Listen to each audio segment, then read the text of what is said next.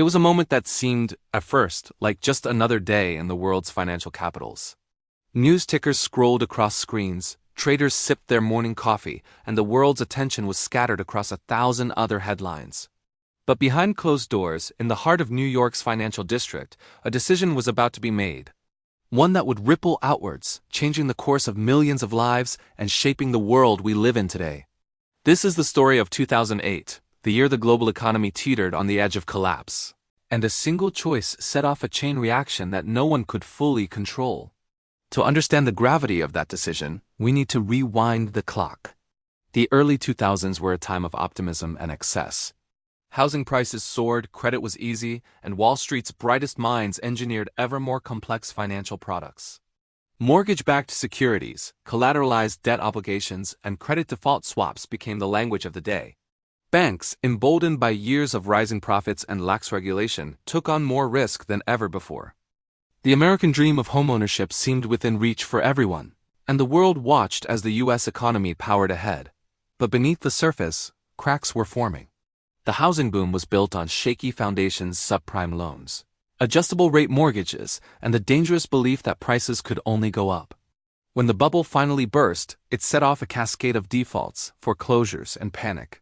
By the summer of 2008, the world's largest financial institutions were in trouble.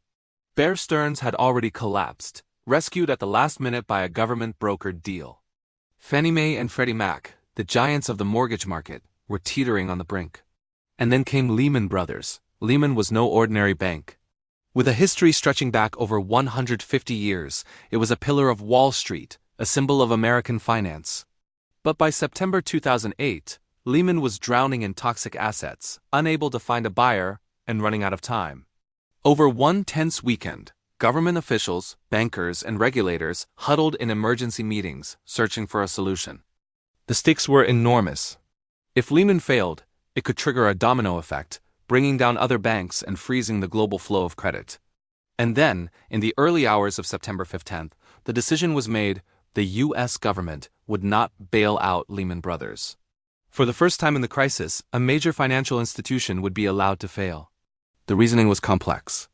Some believed that rescuing Lehman would set a dangerous precedent, encouraging reckless behavior in the future.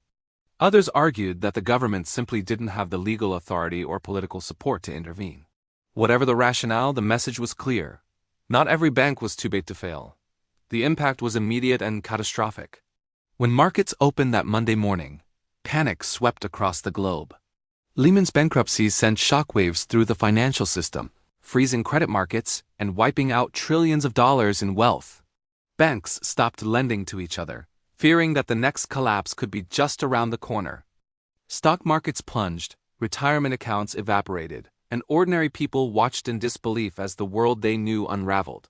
But the story doesn't end there. The decision to let Lehman fail was just the beginning of a much larger crisis, one that would touch every corner of the globe and change the lives of millions in ways both visible and invisible. In the weeks that followed, governments and central banks around the world scrambled to contain the damage. Massive bailouts were announced, interest rates were slashed to zero, and unprecedented measures were taken to restore confidence. The Federal Reserve injected trillions of dollars into the financial system, while Congress passed the $700 billion Troubled Asset Relief Program, or TARP. For some, these actions were a lifeline. Banks that had been on the brink were stabilized, and the financial system was kept from total meltdown. But for millions of ordinary people, the pain was just beginning. The recession that followed was the deepest since the Great Depression. Unemployment soared, home values plummeted, and entire communities were devastated. In the United States alone, more than 8 million jobs were lost, and over 4 million families lost their homes to foreclosure. The effects rippled outwards, hitting Europe, Asia, and beyond. Global trade collapsed, and the world entered a period of uncertainty and fear.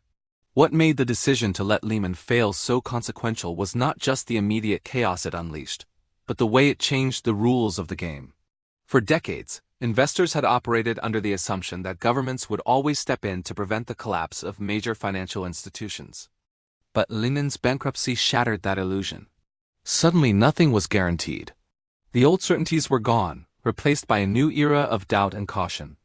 To truly understand how this one decision changed millions of lives, we need to look beyond the headlines and statistics. The real impact was felt in the everyday experiences of people around the world. Families who lost their homes, workers who lost their jobs, students who saw their dreams put on hold, and retirees who watched their savings evaporate. Consider the story of a young couple in Ohio who had just bought their first home in the summer of 2008. They had saved for years, believing in the promise of the American dream. But when the financial crisis hit, the husband lost his job and the wife's hours were cut. As the bills piled up and the value of their home plummeted, they faced an impossible choice: try to hang on or walk away. Their story was repeated millions of times across the country. Or take the case of a small business owner in Spain who watched as the global credit crunch dried up the loans he needed to keep his company afloat. With banks unwilling to lend, he was forced to lay off workers and eventually close his doors. The pain was not limited to Wall Street. In Greece, Ireland, and Portugal, entire economies were pushed to the brink, leading to years of austerity, protests, and political upheaval. But the effects were not just economic, they were psychological. For a generation that had grown up believing in the stability of the financial system, the crisis was a shattering experience.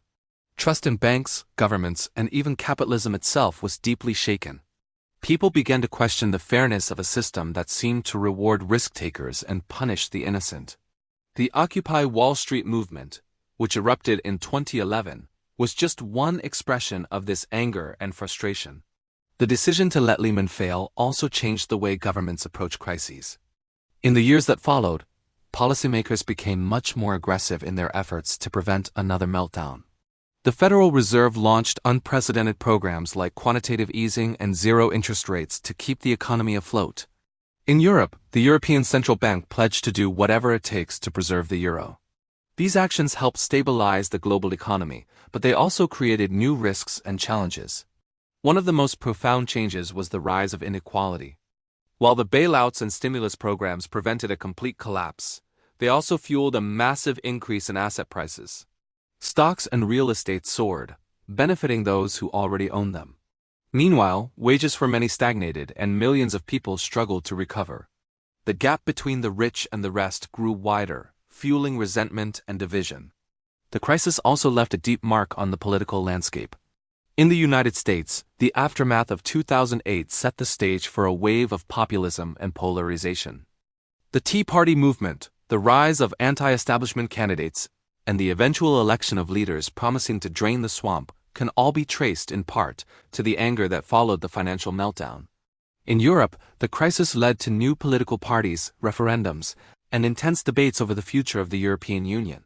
But perhaps the most lasting legacy of 2008 is the way it changed our understanding of risk and responsibility.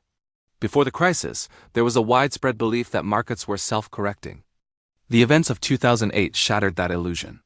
It became clear that the actions of a few could have consequences for millions, and that the decisions made in boardrooms and government offices could shape the lives of people around the world.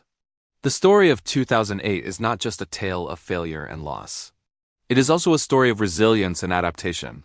In the aftermath, millions of people found ways to rebuild their lives, start new businesses, and pursue new opportunities. Communities came together to support those in need, and new movements emerged to demand change. The crisis forced a re-examination of our values, our priorities, and the very meaning of success. As we look back on that fateful decision, it's clear that its impact was both immediate and far-reaching.